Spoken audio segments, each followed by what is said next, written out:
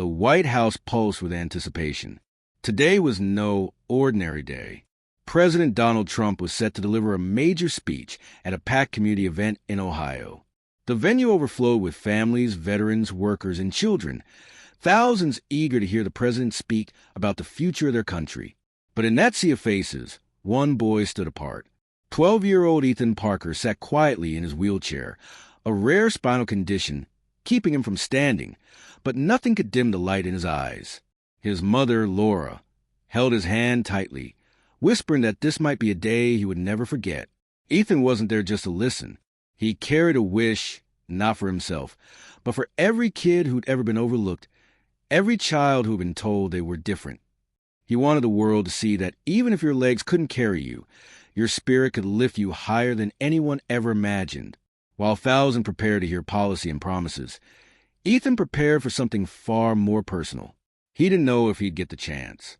But as the crowd roared around him, he prayed softly, "Please let me be heard." No one yet knew that one boy's quiet hope was about to change the tone of an entire presidential speech. Ethan had always been a dreamer. While other kids ran across the field, he cheered from the sidelines, never bitter, never ashamed. His wheelchair wasn't a prison. It was just a different kind of path. In school, he stood out for his words, not his condition. His teacher said he had a gift, the ability to inspire with nothing more than his voice. "One day, I'll speak to thousands," he would tell his mom. "And when you do," Laura would smile, brushing the hair from his forehead, "they'll listen." That morning, before the event, Ethan had scribbled a few words on a scrap of paper. Simple, honest, brave. Don't just speak for the strong. Speak for us, too. We are America's future as well. Laura tucked the note carefully into his jacket pocket, her heart torn between hope and caution. "Don't get your hopes too high," she murmured. But Ethan just grinned. "Mom," he said, "sometimes wishes are stronger than plans." Across town, the presidential motorcade sped toward the venue. The president was focused on jobs, veterans, rebuilding, the strength of the nation. But destiny had written a new paragraph in today's speech, one neither he nor Ethan could have imagined. The atmosphere at the event was electric. Part rally, part celebration. Supporters waved flags. Cameras clicked. Volunteers hurried families into seats. Thanks to a kind organizer who noticed his wheelchair, Ethan was seated near the front, close enough to see everything. Laura sat beside him, her pulse quickening. She knew her son. She knew that determination could make him bold. Backstage, President Trump reviewed his remarks, a well-rehearsed speech, precise down to the minute, filled with strength and strategy. Yet what no speechwriter could ever plan was a human moment that changes everything, the unexpected spark that makes history feel alive. As the music swelled and the announcer's voice boomed, the crowd leapt to its feet, cheering. Flags waved, voices roared, and among them, a young boy clapped with all his heart, not just for a president, but for a chance, for hope, for the possibility that, just maybe, today the world might see him. Laura glanced at her son nervously. "Remember, Ethan," she whispered, "just being here is already special." Ethan nodded, though his eyes never left the stage. His heart whispered back, asterisk, "Not yet. My moment will come, asterisk." And it came faster than anyone imagined. The moment President Trump stepped onto the stage, the arena erupted. Flags waved, chants roared. Cameras zoomed in on every smile, every gesture. Ethan leaned forward in his wheelchair, his small hands gripping the armrests. To everyone else, this was just a rally. To Ethan, it felt like destiny in motion.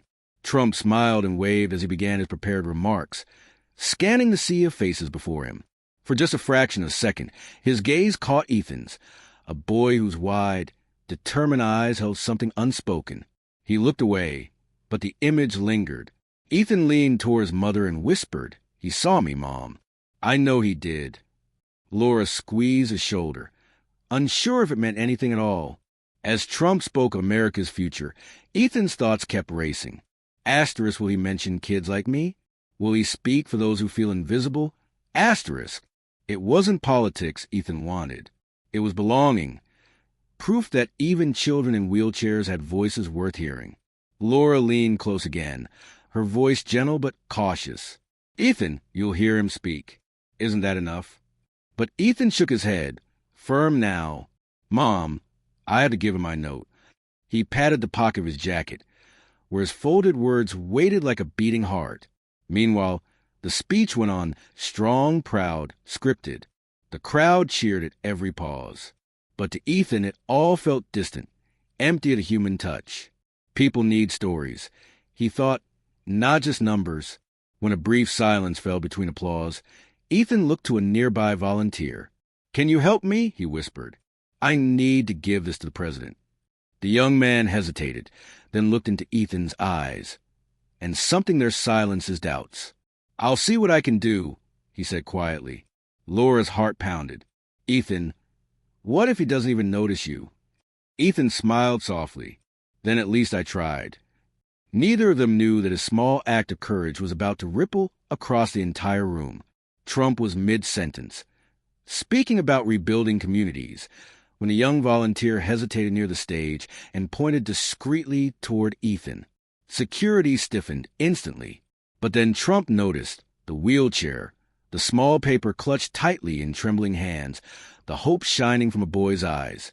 "Sir," the volunteer whispered to an aide, "this boy has something for president."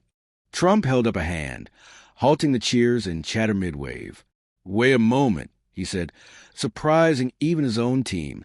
He stepped closer to the edge of the stage. The hall fell silent. "Son," Trump called, his voice gentler now. "Do you have something for me?" Ethan's heart hammered. His hand shook as he held out the folded note. The volunteer guided him closer, close enough for Trump to take it. Cameras zoomed in. The world was suddenly watching. Trump unfolded the note slowly, reading the words with seriousness that no teleprompter could demand. Asterisk, don't just speak for the strong. Speak for us, too. Asterisk. We are America's future as well. For the first time that day, the president's carefully crafted speech no longer mattered. Something real had entered the room, something bigger than politics. The arena went still. Thousands leaned forward. Waiting, Trump looked up at Ethan, the paper trembling slightly in his hands. "What's your name, young man?" "Ethan, sir," the boy replied, steady despite the storm in his chest. Trump nodded. "Ethan Parker," he said again, slowly, letting it echo through the hall. "You've given me words I will never forget." A soft murmur moved through the crowd, confusion, then warmth. They weren't watching a campaign moment anymore. They were witnessing a human one. Trump stepped back from the podium. He folded the note carefully, then placed it into his suit pocket. Not as a prop, but as a promise. "Ethan reminded me today," Trump said, turning back to the audience, "that America isn't only built by the strong. It's carried by the hearts of those who refuse to give up no matter the challenge." The applause that followed wasn't partisan. It was human, a roar of shared hope. Laura wiped tears from her cheeks. Her son, small and fragile in his chair, suddenly felt larger than life. For the first time, the speech wasn't about policies or promises. It was about people. Trump returned to the microphone, but the usual forceful cadence was gone. In its place was something rare. Sincerity. "Folks," he said, gesturing toward Ethan, "this young man reminded me of something we must never forget. We talk about building roads, creating jobs, protecting borders, all important. But what about building hope? What about protecting dreams?" The hall erupted, not in chants, but in cheers of agreement. Parents hugged their children. Veterans nodded solemnly. Even reporters leaned forward, eyes softening. Ethan sat taller in his chair, pride glowing from him like sunlight. He hadn't just handed over a note. He'd shifted the heartbeat of the entire room. Trump's voice carried again, warmer now. "Ethan's words are powerful because they speak for millions who feel unseen. So today, this isn't about me. It's about them. It's about him." Laura's tears flowed freely as she whispered, "You did it, Ethan. You really did." For the first time in his presidency, Trump abandoned the script entirely. What followed wasn't a speech. It was a conversation, raw, heartfelt, unplanned, between a president and a nation, sparked by the courage of one brave boy. Ethan, Trump asked gently, if you could wish for one thing, not for yourself, but for others, what would it be? The hall fell silent. Thousands waited. Ethan's lips trembled, but his eyes stayed steady.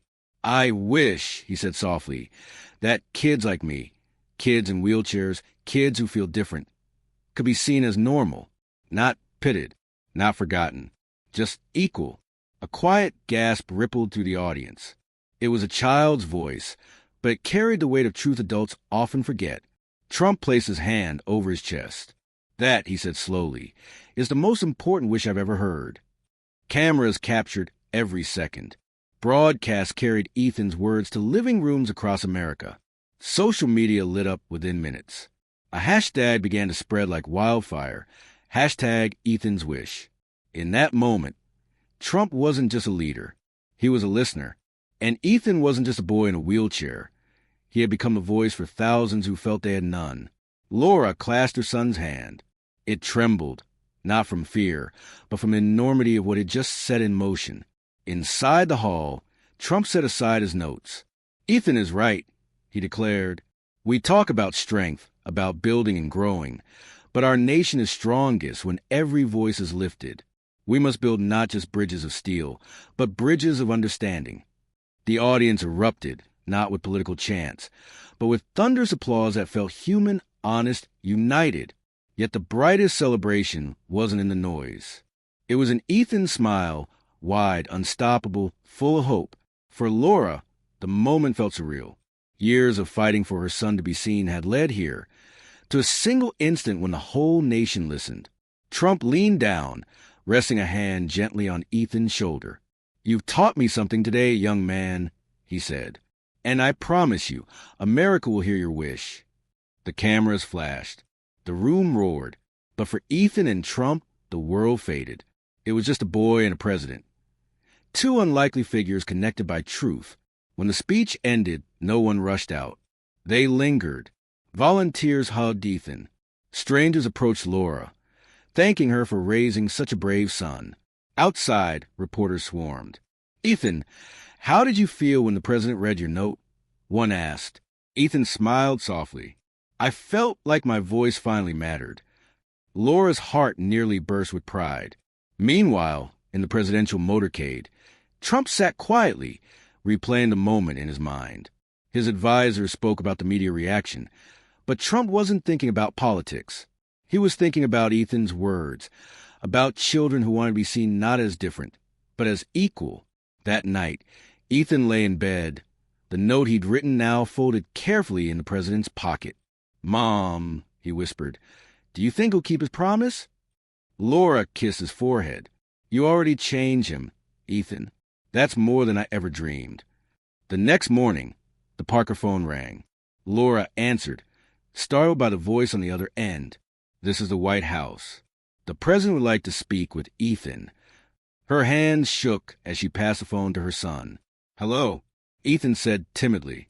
Ethan, came Trump's familiar voice. Yesterday, you reminded me of something bigger than politics. I want you to join me in Washington. Will you come? Ethan's jaw dropped. Really? Me? Yes, Trump said. I want America to hear your wish again, this time from you. Laura covered her mouth, tears streaming as Ethan beamed with excitement. That night, Ethan barely slept. He whispered over and over, I'm going to the White House. Days later, Ethan and Laura boarded a plane to Washington, D.C. For Ethan, fly was an adventure on its own, but this time it felt like a mission. At the White House, Secret Service escorted them through grand halls lined with portraits of history. Ethan's small frame seemed to disappear among marble columns and gilded ceilings, but his heart had never felt bigger. Trump greeted him warmly. Ethan, you're a brave young man, he said, shaking the boy's hand. Are you ready to share your wish with the country? Ethan nodded, nervous but determined. I'll try, sir. Trump knelt slightly, looking him in the eye. Don't try, Ethan. Just be yourself. That's more powerful than any speech I could ever write. Laura stood nearby in awe. She had once feared her son's dream was too big, and now he was preparing to speak to a nation. The next day, Cameras from across the country gathered for a televised address. Trump began the event, but quickly turned the spotlight to Ethan. "I met a boy in Ohio who reminded me of what America is truly about," Trump said, "and today he's here with me." The crowd applauded as Ethan's wheelchair rolled onto stage. His hands shook, but he looked out at the audience with quiet courage. "My name is Ethan Parker," he began, "and my wish is simple. I want kids like me to be seen, not for our wheelchairs, not for what we can't do, but for who we are." The silence that followed was profound. Each word landed deeper than any speech crafted in Washington. When Ethan finished, the hall erupted, applause, cheers, even tears. His message spread like wildfire. Schools discussed inclusion. Communities shared stories. Parents across social media posted photos of their own children with the hashtag Ethan's Wish. That same week, Trump signed an executive order expanding accessibility programs and support for schools. At the announcement, he made one thing clear. This wasn't my idea. It was Ethan's. Laura sat beside her son, overwhelmed. She had never imagined their lives would ripple into national change. Ethan simply smiled. "Mom, we did it." When he returned home, Ethan's classmates greeted him with cheers and hugs. For the first time, they didn't just see his wheelchair. They saw him. Teachers invited him to speak at assemblies. Friends listened when he told stories. Even strangers in town stopped to thank him for his courage. But Ethan stayed humble. "I didn't do this for fame," he reminded his mom. "I did it so kids like me wouldn't feel invisible anymore." Laura hugged him tight. And that's exactly why the world listened. In the Oval Office, Trump often thought back to that day in Ohio. He had given thousands of speeches, but none had changed him like Ethan's note. "Sometimes," he admitted to Melania, "the most powerful words don't come from presidents. They come from children." He kept Ethan's note in his desk drawer, a quiet reminder of humility and humanity. Weeks later, a handwritten letter arrived at the Parker home. "Dear Ethan, your wishes touch more hearts than you will ever know.